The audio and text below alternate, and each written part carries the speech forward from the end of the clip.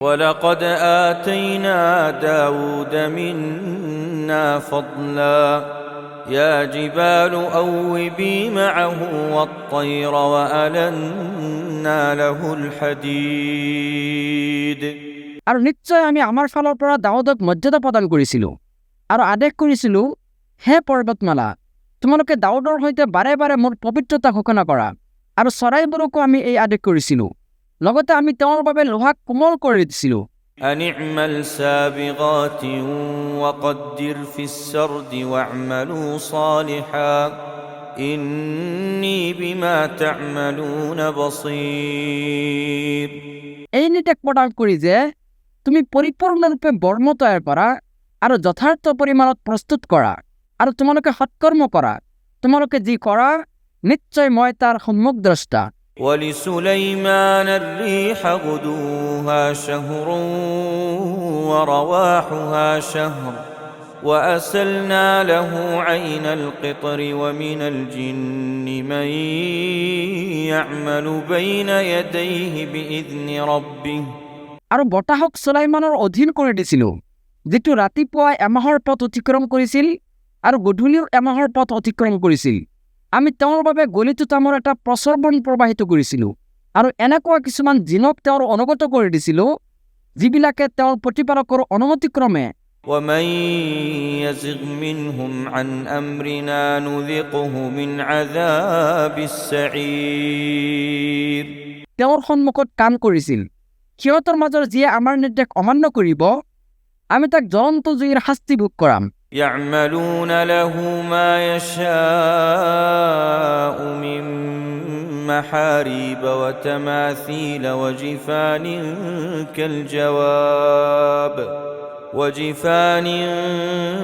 كالجواب وقدور الراسيات اعملوا آل داود شكرا وقليل من عبادي الشكور সিহঁতে সুলাইমানৰ ইচ্ছা অনুযায়ী তেওঁৰ বাবে অট্টালিকা, ভাস্কৰ্য, জলাধাৰ সদৃশ বিৰাধাকাৰৰ পাত্ৰ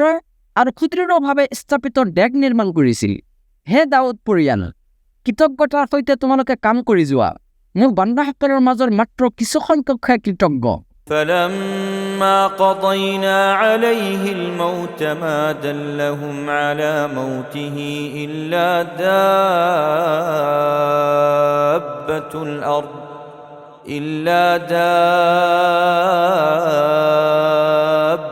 الأرض تأكل من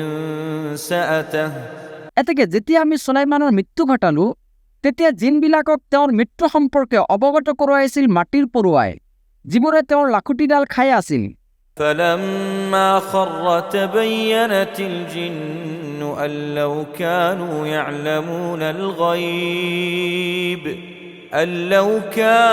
يعلمون الغيب ما لبثوا في العذاب المهين ফলত তেওঁ যেতিয়া মাটিত বাগৰি পৰিল, তেতিয়া জিনবিলাকে বুজিব পাৰিলে যে যদি সিহঁতে গায়ব জানিলেহেঁতেন, তেন্তে সিহঁতৰ লাঞ্ছনাদায়ক শাস্তিত আবদ্ধ নাথাকিলেহেঁতেন। لقد كان لسبإ في مسكنهم آية جنتان عن يمين وشمال كلوا من رزق ربكم واشكروا له بلدة طيبة ورب غفور নিশ্চয় চাবৰ অধিবাসীসকলৰ বাবে সিহঁতৰ বাসভূমিত আছিল এটা নিদৰ্শন, দুখন উদ্যান, এখন সোঁফালে আৰু এখন বাওঁফালে। কোৱা হৈছিল, তোমালোকে তোমালোকৰ প্ৰতিপালকে দিয়া জীৱিকা ভোগ কৰা আৰু তেওঁৰ প্ৰতি কৃতজ্ঞতা প্ৰকাশ কৰা। উত্তম নগৰ আৰু ক্ষমাশীল প্ৰতিপালক। فأعرضوا فأرسلنا عليهم سيل العرم وبدلناهم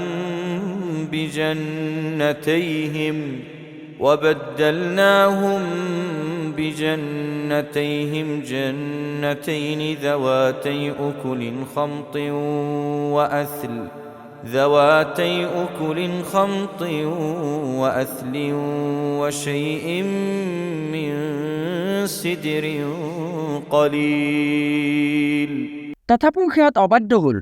ফলত আমি সিহঁতৰ ওপৰত প্ৰবাহিত কৰিলোঁ বান্ধ ভংগা ঢল পানী আৰু সিহঁতৰ উদ্যান দুখনক পৰিৱৰ্তন কৰি দিলোঁ এনেকুৱা দুখন উদ্যানলৈ য'ত উৎপন্ন হয় তিতা কেঁহা ফল মূল ঝাও গছ আৰু সামান্য কেইজোপামান বগৰী গছ ذلك جزيناهم بما كفروا وهل نجازي إلا الكفور সেই শাস্তি আমি সিহঁতক দিছিলোঁ সিহঁতৰ কুফৰিৰ কাৰণে অকৃতজ্ঞসকলৰ বাহিৰে আন কাকো আমি এনেকুৱা শাস্তি নিদিওঁ وجعلنا بينهم وبين القرى التي باركنا فيها قرى ظاهرة وقدرنا فيها السير سيروا فيها ليالي وأياما آمنين সিহঁতৰ আৰু যিবোৰ জনপদৰ মাজত আমি বৰকত দিছিলোঁ সেইবোৰৰ মধ্যৱৰ্তী স্থানত আমি দৃশ্যমান বহুতো জনপদ স্থাপন কৰিছিলোঁ আৰু সেইবোৰ জনপদলৈ ভ্ৰমণৰ বাবে যথাযথ ব্যৱস্থাও কৰি দিছিলোঁ কৈছিলোঁ তোমালোকে এইবোৰ জনপদত দিনে ৰাতি যেতিয়া ইচ্ছা তেতিয়াই নিৰাপদে ভ্ৰমণ কৰা فقالوا ربنا باعد بين أسفارنا وظلموا أنفسهم فجعلناهم أحاديث ومزقناهم كل ممزق إن في ذلك لآيات لكل صبار شكور তাৰ পিছত সিহঁতে ক'লে হে আমাৰ প্ৰতিপালক আমাৰ ভ্ৰমণৰ দূৰত্ব দীৰ্ঘ কৰি দিয়া সিহঁতে নিজৰে প্ৰতি অন্যায় কৰিছিল ফলত আমি সিহঁতক কাহিনীৰ বিষয়বস্তুত পৰিণত কৰিছিলোঁ আৰু সিহঁতক সম্পূৰ্ণৰূপে ছিন্ন বিচ্ছিন্ন কৰি দিছিলোঁ নিশ্চয় ইয়াত আছে নিদৰ্শন প্ৰত্যেক ধৈৰ্যশীল কৃতজ্ঞ ব্যক্তিৰ বাবে ولقد صدق عليهم إبليس ظنه فاتبعوه إلا فريقا من المؤمنين আৰু নিশ্চয় সিহঁতৰ বিষয়ে ইবলিছে তাৰ ধাৰণা সত্য প্ৰমাণ কৰিলে ফলত সিহঁতৰ মাজৰ এটা মুমিন দলৰ বাহিৰে সকলোৱে তাৰ অনুসৰণ কৰিছিল وما كان له عليهم من سلطان إلا لنعلم من يؤمن بالآخرة ممن هو منها في شك وربك على كل شيء حفيظ আৰু সিহঁতৰ ওচৰত শয়তানৰ কোনো আধিপত্য নাছিল কিন্তু কোনে আখিৰাতৰ প্ৰতি ইমান পোষণ কৰে আৰু কোনে এই বিষয়ে সন্দেহ পোষণ কৰে সেয়া প্ৰকাশ কৰাটোৱে আছিল আমাৰ উদ্দেশ্য তোমাৰ প্ৰতিপালক সকলো বস্তুৰ সম্যক সংৰক্ষণকাৰী قل ادعوا الذين زعمتم من دون الله لا يملكون مثقال ذرة في السماوات কোৱা তোমালোকে আল্লাহৰ বাহিৰে যিবোৰক উপাস্য বুলি ধাৰণা কৰিছিলা সেইবোৰক মাতা لا يملكون مثقال ذرة في السماوات ولا في الأرض وما لهم فيهما من شرك وما له منهم من ظهير সিহঁতে আকাশসমূহ আৰু পৃথিৱীৰ অনুপৰিমাণ বস্তুৰ মালিক নহয় এই দুয়োৰে মাজত সিহঁতৰ কোনো অংশও নাই